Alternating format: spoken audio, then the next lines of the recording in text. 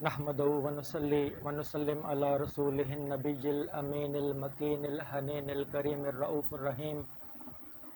اما بعد فاعوذ باللہ من الشیطان الرجیم بسم اللہ الرحمن الرحیم لقد کان لکم فی رسول اللہ اسوۃ حسنہ صدق اللہ و مولانا العظیم۔ اللہ تبارک تعالیٰ کا لاکھ لاکھ شکر ہے کہ جس نے ہمیں نعمت ایمان عطا فرمائی اور ہم سب کو حضور نبی کرم صلی اللہ علیہ وآلہ وسلم کی امت میں پیدا فرمایا۔ ربیع الاول کا بابرکت مہینہ چل رہا ہے۔ اللہ تبارک تعالیٰ سے دعا ہے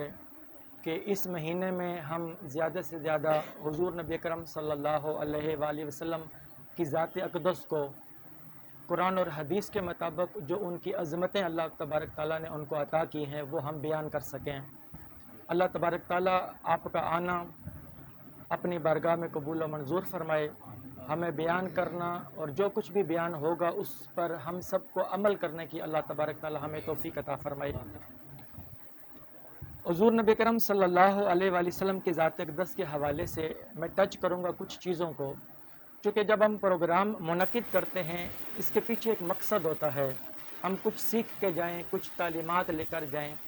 ہم کھوج لگانے کی کوشش کریں گے، سمجھنے کی کوشش کریں گے کہ آقا علیہ الصلوۃ والسلام کی کنٹریبیوشن کیا ہے، آقا علیہ الصلوۃ والسلام کا آنا، آقا علیہ الصلوۃ والسلام کی جو ولادت باسعادت ہوئی، آقا علیہ الصلوۃ والسلام کی آمد، ان کی بعثت، اس کا مقصد کیا ہے، ہم اس کو سمجھنے کی کوشش کریں گے۔ سب سے پہلے جس آیہ کریمہ کی میں نے تلاوت کی، اللہ تبارک تعالیٰ نے فرمایا لَقَدْ كَانَ لَكُمْ فِي رَسُولِ اللَّهِ أُسْوَةٌ حَسَنَةٌ، یقیناً حضور نبی کرم صلی اللہ علیہ وآلہ وسلم کی ذات اقدس تمہارے لیے بہترین نمونہ حیات ہے۔ اللہ تبارک تعالیٰ بتانا یہ چاہتے ہیں کہ اے لوگو، اگر تم اللہ کو منانا چاہتے ہو، اللہ کو راضی کرنا چاہتے ہو، تو حضور نبی کرم صلی اللہ علیہ وآلہ وسلم کی سیرت طیبہ کا دامن تھام لو۔ آقا علیہ الصلوۃ والسلام کی جو حیات مبارکہ ہے، جو سیرت نبوی ہے، جو سیرت طیبہ ہے، اس کا دامن تھام لو۔ حضور نبی کرم صلی اللہ علیہ وآلہ وسلم کی ذات اقدس کے ساتھ ہمارا تعلق مبنی بر محبت ہونا چاہیے، مبنی بر اطاعت اور متابعت پر ہونا چاہیے، اور مبنی بر حقیقت ہونا چاہیے۔ حضور نبی کرم صلی اللہ علیہ وآلہ وسلم کے ساتھ ہمارا جو تعلق ہے، اگر وہ محبت پر ہوگا، سچائی پر ہوگا اور سیرت و متابعت پر مبنی ہوگا، تو یہ تعلق انسان کو رب کے ساتھ ملا دے گا۔ ہمارا تعلق آقا علیہ الصلوۃ والسلام کے ساتھ میں نے 3 باتیں بولی، محبت پر مبنی ہو، سچائی پر مبنی ہو اور اطاعت اور متابعت پر مبنی ہو۔ اگر انسان کا یہ تعلق ہوگا تو وہ تعلق انسان کو رب کے ساتھ ملا دے گا۔ حضور نبی کرم صلی اللہ علیہ وآلہ وسلم کے حوالے سے چونکہ یہ پروگرام منعقد کیا گیا ہے، اب آپ کو میں 1450 سال پیچھے لے کر جانا چاہتا ہوں۔ 1450 سال پہلے آپ چشم تصور میں وہ منظر دیکھیں، چشم تصور میں لانے کی کوشش کریں کہ ایک شہر ہے جس میں بہت سے قبائل آباد ہیں۔ اب وہاں پر کیا ہے کہ اس معاشرے میں تعلیم، تربیت،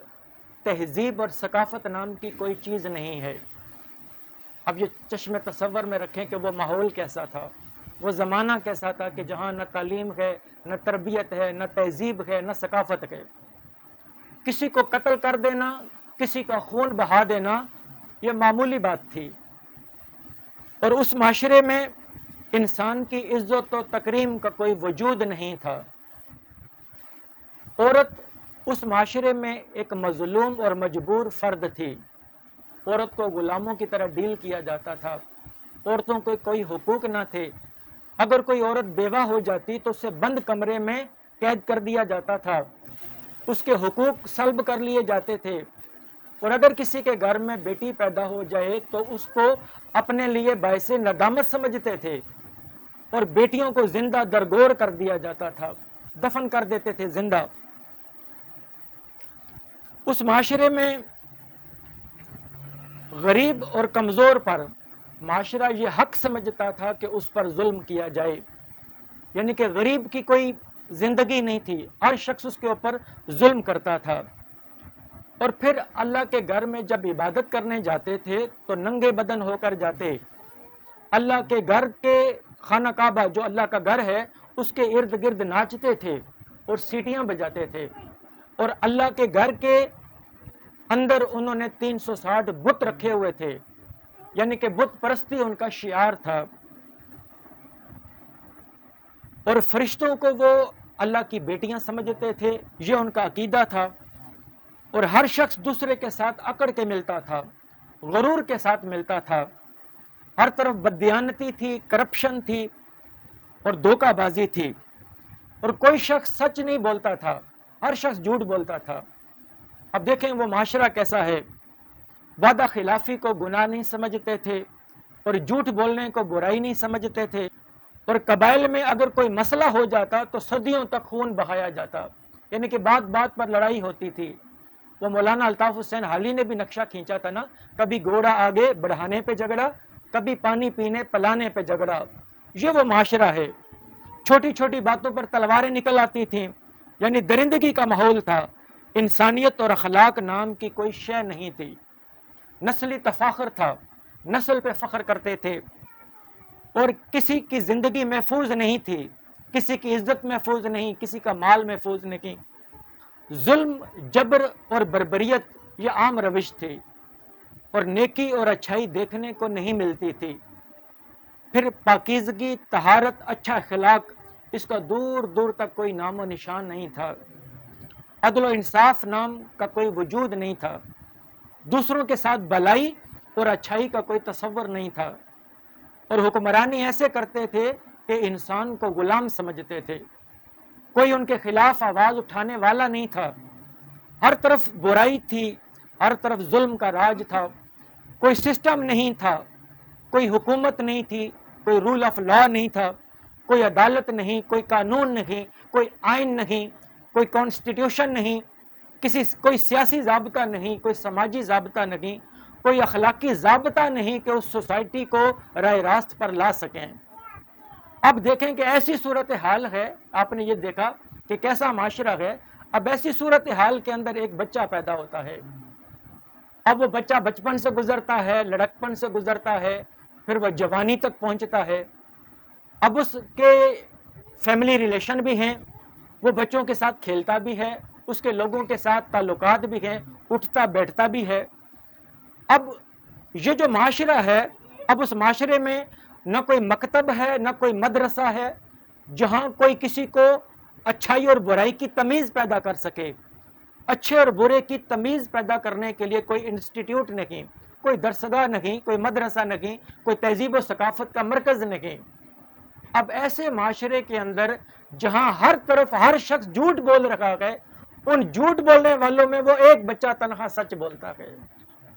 وہ ایک بچہ تنہا کیا ہے، وہ سچ بولتا ہے، اور چاروں طرف وعدہ خلافی کرنے والے ہیں، وہ اکیلا وعدے کو نبھانے والا ہے، اور چاروں طرف برائی کرنے والے ہیں، وہ بچہ تنہا اچھائی کرنے والا ہے، اور چاروں طرف ظلم کرنے والے ہیں، وہ رحم کی بات کرتا ہے، لوگ فضول گپے مارتے ہیں، وہ خاموش رہتا ہے، لوگ بددیانتی کرتے ہیں، وہ امانت اور دیانت کی بات کرتا ہے، لوگ دھوکہ دیتے ہیں، وہ وفا کا راستہ اختیار کرتا ہے، لوگ جوا کھیلتے ہیں مگر وہ پرہیز کرتا ہے، لوگ ظلم کرتے ہیں، وہ مظلوموں کی سپورٹ کرتا ہے، لوگ کمزوروں پر ظلم کرتے ہیں، وہ کمزوروں کا ساتھی بنتا ہے، ان کی مدد کرتا ہے، لوگوں کی زندگی میں نجاست ہے، خباثت ہے، مگر اس کی زندگی میں طہارت ہے اور نفاست ہے، وہ کعبے میں جا کر بتوں کی پوجا کرتے ہیں مگر وہ بتوں سے دور کھڑا رہتا ہے، لوگ کنجوسی کرتے ہیں، وہ سخاوت کرتا ہے، لوگ امتیازی سلوک کرتے ہیں، وہ برابری کی بات کرتا ہے، وہ ایکویلٹی کی بات کرتا ہے، وہ مساوات کی بات کرتا ہے، لوگ فخر کرتے ہیں، تکبر کرتے ہیں، وہ تواضع کی بات کرتا ہے، وہ انکساری سے پیش آتا ہے، لوگ سخت مزاج ہیں، وہ نرم خو ہے، لوگ ظالم ہیں، وہ رحم کرنے والا ہے، لوگ غلاموں پر کوڑے برساتے ہیں، وہ مظلوموں کی مدد کرتا ہے، عورتوں کے حقوق کی وہ بات کرتا ہے، بیٹیوں کو زندہ درگور نہ کرنے کی بات کرتا ہے، لوگ تفرقہ پیدا کرتے ہیں، پھوڑتے ہیں، لوگوں کو تفریق کرنے کی بات کرتے ہیں، وہ جوڑنے کی بات کرتا ہے، وہ یونٹی کی بات کرتا ہے، وہ اتحاد کی بات کرتا ہے۔ لوگ ہر وقت غصے میں رہتے ہیں، وہ مسکراتا رہتا ہے۔ لوگ جہالت کی بات کرتے ہیں، وہ علم اور شعور کی بات کرتا ہے۔ وہ پیکر رحمت ہے، وہ پیکر محبت ہے، وہ پیکر شفقت ہے، وہ پیکر اخلاق ہے، وہ پیکر صداقت ہے، وہ پیکر سخاوت ہے۔ اسے دیکھو تو ظاہر میں صاف ستھرا۔ اب ایسے معاشرے میں ایسا شخص جس کو کوئی سکھانے والا نہیں، اس کو کوئی پڑھانے والا نہیں، کوئی مدرسہ نہیں، کوئی مکتب نہیں، جب لوگ اس کو باقیوں سے الگ سمجھتے ہیں تو پوچھتے ہیں یہ کون ہے؟ وہ سوال کرتے ہیں یہ کون ہے؟ تو ہر طرف سے آواز آتی ہے کہ اور تو ہمیں کچھ نہیں معلوم، بس اس کا نام محمد ہے، اس کا نام محمد ہے صلی اللہ علیہ وسلم۔ نعرہ تکبیر، نعرہ رسالت، نعرہ رسالت۔ اب حضور نبی کرم صلی اللہ علیہ وآلہ وسلم کا کردار دیکھیں کہ آقا علیہ الصلوۃ والسلام اس زمانے کے اندر وہ معاشرہ دیکھیں، اس معاشرے کے اندر وہ یونیک پرسنالٹی، وہ منفرد شخصیت جو لوگوں سے الگ ہو کر کس طریقے سے وہ طہارت کا پیکر، وہ نفاست کا پیکر، وہ حق کا پیکر، وہ سخاوت کا پیکر، وہ حق کا پیکر بن کر کس طریقے سے اپنی زندگی بسر کر رکھا ہے۔ اب آقا علیہ الصلوۃ والسلام کے تھوڑے حسن مبارک پہ پر کچھ گفتگو میں کر دوں کہ آپ صلی اللہ علیہ وآلہ وسلم، ترمذی شریف کی حدیث ہے اور پھر بخاری اور مسلم میں ہے کہ آپ کی پشت مبارک پر دونوں شانوں کے درمیان مہر نبوت تھی، اور ترمذی شریف میں ہے کہ آپ کی گردن مبارک چاندی کے ستون کی طرح چمکدار تھی، اور پھر امام دارمی سنن کے اندر بیان کرتے ہیں کہ آپ کے دندان مبارک مکمل سفید اور متوازن تھے اور ان کے درمیان ہلکا سا خلا تھا۔ اور امام بخاری لکھتے ہیں کہ جب آپ صلی اللہ علیہ وآلہ وسلم خوش ہوتے تو آپ کا چہرہ اقدس چاند کی طرح چمک اٹھتا۔ اور امام دارمی سنن میں بیان کرتے ہیں کہ جب آپ صلی اللہ علیہ وآلہ وسلم گفتگو فرماتے تو ایسا محسوس ہوتا کہ آپ کے دندان مبارکہ سے نور خارج ہو رہا ہے۔ اور آپ صلی اللہ علیہ وآلہ وسلم سب سے زیادہ سخی، شفیق و مہربان، نرم طبع، شجاع و بہادر، حلیم و طبع تھے، اور آپ اکثر اپنی نگاہ مبارک کو جھکا کر رکھتے تھے کہ آپ صلی اللہ علیہ وآلہ وسلم کبھی کہتا لگا کر نہیں ہنستے تھے، متبسم اور کم گو تھے۔ متبسم یعنی کہ تبسم کھلتا تھا، اور کم گو تھے یعنی کہ فضول گفتگو نہیں فرماتے تھے۔ آپ دوسروں کو متبسم اور شاداں و فرحاں دیکھنا پسند فرماتے تھے۔ آپ آج کا کلچر پہ دیکھ لیں، کوئی کسی کو خوش ہوتا ہوا دیکھتا نہیں ہے۔ تو آقا علیہ الصلوۃ والسلام کی محبت تقاضا کرتی ہے کہ ہم آقا علیہ الصلوۃ والسلام کی سیرت کو اوڑھنا بچھونا بنائیں۔ آقا علیہ الصلوۃ والسلام کی سیرت طیبہ، آقا علیہ الصلوۃ والسلام کی تعلیمات کے ساتھ ہم جتنا جڑیں گے، ہم جتنا اس کا دامن تھامیں گے، اللہ تبارک تعالیٰ کو راضی کرنے میں کامیاب ہو سکیں گے۔ اللہ تبارک تعالیٰ ہمیں اپنی پھر قربتیں عطا فرمائے گا۔ تو کیا میں نے بتایا کہ آقا علیہ الصلوۃ والسلام کبھی کہکا لگا کر نہیں ہنستے تھے۔ اب ایک ایک سنت آپ سنتے چلے جائیں اور اپنی زندگی کو بدلتے چلے جائیں۔ آپ متبسم اور کم گو تھے۔ پھر امام احمد بن حنبل حدیث بیان کرتے ہیں کہ جب آپ صلی اللہ علیہ وآلہ وسلم کسی سے وعدہ فرماتے تو خواہ کچھ بھی ہو جائے اپنے وعدے کو پہلی فرصت میں یقینی طور پر پورا کرتے، وعدوں کو نبھانے والے تھے۔ اگر کوئی سائل آپ سے کسی چیز کا سوال کرتا اور وہ چیز آپ کے پاس موجود ہوتی تو بلا تعامل عنایت فرما دیتے، اور اگر پاس نہ ہوتی تو انکار نہ فرماتے، بلکہ کہیں سے اس سائل کی ضرورت اور حاجت کا انتظام فرما دیتے۔ جو اعظم چشتی کا شعر نعت میں تھا نا کہ وہ نا کا لفظ کبھی آقا کی زبان پر نہیں آیا۔ آپ نے کبھی اپنی زبان مبارک سے کسی سائل اور حاجت مند کو نا کا لفظ کہہ کر مایوس نہیں لٹایا۔ یہ بخاری شریف کی حدیث ہے۔ اعظم چشتی کے شعر کی تائید ہو گئی بخاری شریف سے۔ اور امام ترمذی فرماتے ہیں، حدیث بیان کرتے ہیں کہ آپ کو یہ پسند نہیں تھا کہ لوگ آپ کی موجودگی میں ایک دوسرے کے خلاف ناپسندیدہ بات کریں۔ ہمارے معاشرے میں جہاں ہم اٹھتے بیٹھتے ہیں، جہاں ہم جاب کرتے ہیں، یہ ہماری ذمہ داری ہونی چاہیے کہ ہماری موجودگی میں کوئی خلاف شریعت بات کرے تو روک دیں، کہیں کہ یہ ہمارے نبی کا اسوہ نہیں، یہ ہمارے نبی کی سیرت نہیں، یہ ہمارے نبی کی تعلیمات نہیں ہے۔ ہم نے آقا علیہ الصلوۃ والسلام کی تعلیمات کو اپنانا ہے۔ آپ صلی اللہ علیہ وآلہ وسلم کی گفتگو بڑی واضح اور شفاف ہوتی، یعنی اس میں کوئی پیچ و خم اور الجھاؤ نہ ہوتا۔ ہر لفظ الگ الگ اس طرح ادا فرماتے کہ کوئی ان الفاظ کو شمار کرنا چاہتا تو بآسانی گن سکتا تھا۔ اور پھر بخاری اور مسلم میں ہے کہ آپ صلی اللہ علیہ وآلہ وسلم لوگوں کو اونچی آواز اور درست لہجے اور بدتمیزی سے بات کرنے کو ناپسند فرماتے اور دھیمی آواز میں گفتگو کرنے والے کو پسند فرماتے تھے۔ پھر آپ صلی اللہ علیہ وآلہ وسلم سب سے زیادہ نفرت جھوٹ سے کرتے تھے۔ کوئی معمولی سا جھوٹ بھی بولتا تو آپ صلی اللہ علیہ وآلہ وسلم کی طبیعت پر سخت گراں گزرتا اور پریشانی آپ صلی اللہ علیہ وآلہ وسلم کے چہرہ مبارک سے عیاں ہوتی۔ اور پھر بخاری شریف میں آپ نہایت شفیق اور نرم تھے۔ آپ صلی اللہ علیہ وآلہ وسلم اپنے بدترین دشمنوں کے دل بھی بآسانی جیت لیا کرتے اور وہ اپنے قلوب کی گہرائیوں سے آپ صلی اللہ علیہ وآلہ وسلم کے گرویدہ ہو جاتے۔ اور آپ صلی اللہ علیہ وآلہ وسلم کم خوراک تھے، یعنی کھانا کم کھاتے تھے۔ اگر رات کا کھانا کھاتے تو صبح کا کھانا ترک فرما دیتے، یہ شعب الایمان کے اندر ہے۔ اور پھر آپ فقط اس وقت کھانا کھاتے جب بھوک لگتی اور کچھ بھوک باقی ہوتی تو کھانا چھوڑ دیتے۔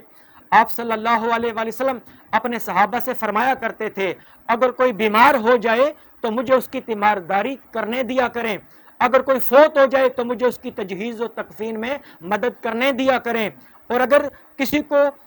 خواب آئے تو اسے اپنا خواب بیان کرنے کے لیے میرے پاس آنے دیا کریں۔ یہ بخاری شریف کے اندر حدیث ہے۔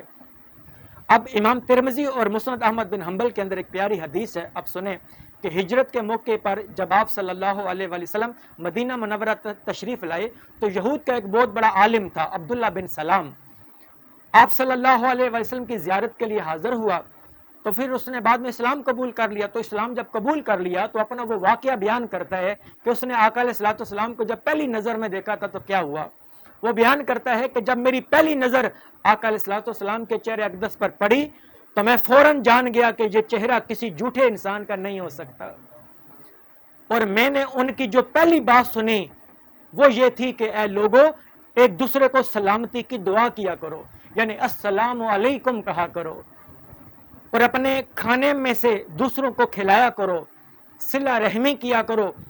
رات کو جب لوگ سو جاتے ہیں اللہ کی عبادت کیا کرو تو تم پرامن طریقے سے جنت میں داخل ہو جاؤ گے۔ یہ تعلیمات تھی آقا علیہ الصلوۃ والسلام کی۔ اور پھر امام ترمذی اور ابو داؤد حدیث بیان فرماتے ہیں، حضرت ابو ہریرہ رضی اللہ تعالیٰ عنہ عرض کرتے ہیں کہ میں نے ابو القاسم حضور نبی اکرم صلی اللہ علیہ وآلہ وسلم کو یہ فرماتے ہوئے سنا کہ دوسروں پر رحم کرنے کی خوبی سوائے بد نصیب شخص کے کسی سے سلب نہیں کی جاتی۔ جو شخص بد نصیب ہوتا ہے اللہ تبارک تعالیٰ اس کے دل سے دوسروں کے لیے رحم کرنا سلب فرما لیتے ہیں، سلب کر لیتے ہیں۔ آپ یہ دیکھیں کہ جو بندہ مخلوق میں سے کسی پر رحم کرتا ہے تو یوں سمجھیں کہ وہ نصیب والا شخص ہے۔ اور پھر ترمذی شریف کے اندر حدیث ہے، حضرت انس بن مالک فرماتے ہیں کہ ایک مرتبہ ایک بوڑھا شخص آیا، ہماری بھی محفلیں بپا ہوتی ہیں نا، ایک بوڑھا شخص آیا جو آپ سے ملاقات کا متمنی تھا۔ آپ صلی اللہ علیہ وآلہ وسلم کی مجلس میں لوگ اس بوڑھے شخص کو جگہ دینے میں تاخیر کر رہے تھے۔ اس پر حضور نبی اکرم صلی اللہ علیہ وآلہ وسلم نے فرمایا جو کوئی بچوں پر شفقت اور بوڑھوں کی عزت نہیں کرتا وہ ہم میں سے نہیں ہے، یعنی کہ بچوں کے ساتھ شفقت سے پیش آئیں اور بڑوں کے ساتھ عزت کے ساتھ پیش آئے۔ پھر امام طبرانی معجم الکبیر کے اندر بیان کرتے ہیں کہ آپ صلی اللہ علیہ وسلم نے فرمایا جب لوگ جھگڑیں تو ان کے مابین صلح کرواؤ، اور جب لوگوں میں فاصلے بڑھنے لگیں تو ان میں قربتیں پیدا کریں۔ اب دیکھیں کہ ہمارے معاشرے کے اندر لوگ پھوٹ ڈالنے کی کوشش کرتے ہیں، دراڑ ڈالتے ہیں، فرمایا کہ نہیں، جب لوگوں میں فاصلے بڑھنے لگیں تو ان میں قربتیں پیدا کریں اور لوگوں کی آپس کے اندر صلح کریں۔ یہ سیرت نبوی کے پوائنٹ تھے۔ یہ پچھلے دنوں آپ کو معلوم ہے کہ جب خاکے بنائے گئے تھے ڈنمارک میں، کون سا ملک تھا ڈنمارک میں، وہاں دیکھیں کہ فرانس میں اور وقتاً فوقتاً مختلف ممالک میں رہے، ڈنمارک میں پہلے تھے پھر فرانس میں، تو یہ جو آقا علیہ الصلوۃ والسلام کے نعوذ باللہ خاکے بنائے گئے، نعوذ باللہ کارٹون بنائے گئے، خاکے بنائے گئے، تو پوری دنیا میں ایک غصے کی لہر تھی۔ اس وقت شیخ الاسلام ڈاکٹر محمد طاہر القادری صاحب نے انگلش میں کتاب لکھی تھی the real sketch of prophet Muhammad peace be upon him, حضور نبی اکرم صلی اللہ علیہ وآلہ وسلم کا اصل خاکہ کیا ہے۔ یہ جتنی گفتگو میں نے کی ہے وہ اس کتاب کے اندر موجود ہے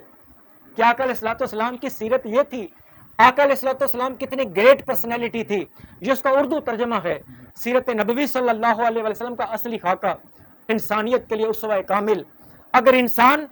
پھر عظمت چاہتا ہے اور اللہ تبارک تعالیٰ کو راضی کرنا چاہتا ہے اور اللہ کی قربت حاصل کرنا چاہتا ہے تو سیرت نبوی کے ساتھ اٹیچ ہونا ہوگا. آقا علیہ الصلوۃ والسلام کی سیرت، آقا علیہ الصلوۃ والسلام کی تعلیمات کے ساتھ ہمیں جڑنا ہوگا. ان تعلیمات کو ہم نے اپنا اوڑھنا بچھونا بنانا ہوگا، تب جا کے ہم اپنے رب کو راضی کر سکیں گے. لوگ بات کرتے ہیں میلاد النبی کیوں مناتے ہو؟ آپ بتایا کریں کہ میلاد النبوی ہم اس لیے اس کا اہتمام کرتے ہیں کہ میلاد النبی کے پروگرامات میں ہم آقا کی سیرت کو بیان کرتے ہیں، آقا علیہ الصلوۃ والسلام کی تعلیمات کو اجاگر کرتے ہیں، تاکہ ہم آقا علیہ الصلوۃ والسلام کی تعلیمات پر عمل کر سکیں.